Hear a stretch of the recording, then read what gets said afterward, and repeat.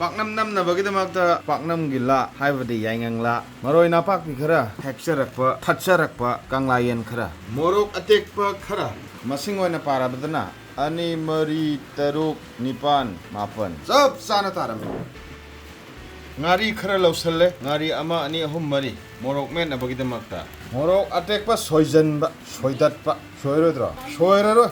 pedrek haina met khairani bitte yawdi namamdre maroi kakpa namamdre tanagadaba thumgi chang met khraba morok namamdabida thakchalle sin naishallani Kanglayen la e ametpa morok la e potsanba tengjanba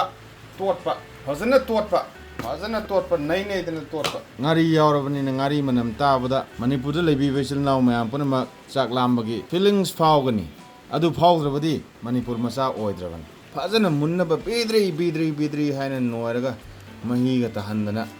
totpa fazana hekta totpa yadau mansalaba sanagadaba besan gi chang oning bodo on mangamba besan kautam masa khitanga thadhaja totpa machinga yarane na khangraba totpa lore yaingangla la e Paknam ama oina bagidamakta yaingangla gi achauba role kaya amani yaingangla yawdrabadi Paknam oiba yade.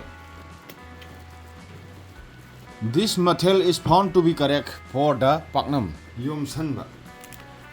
hawaijar mayom gi type ta yom sanba steamer ta thamjanba steamer amadi Paknam gi mayom la e rice cooker mathak ta thamjanba kuppa sauba ngaiba and munba ngaiba makhum chana khalatraba chanai thauba yaba saugre chak mulakpada Paknam sudum mullaba gumbani segap la e segap namtang sappaga Paknam anganba purakpa tawada thak ekta thamba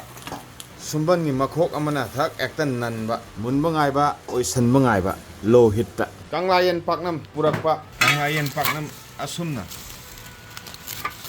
Paknam pure landing site ta lakshale omelette kaknaba la e omelette ki mawong de tak kakpa hengminakpa aiga tongi machen ma khaidokharni akoina nambagi sarukta akoina 70% charani mapuini si aiga gi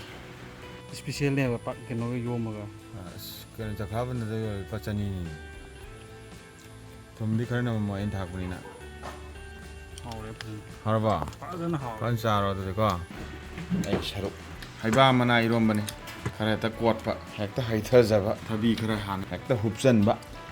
hekta totpa Kanglayen Paknam khara hekta setpa khara chasanba mahau le sibi de bilai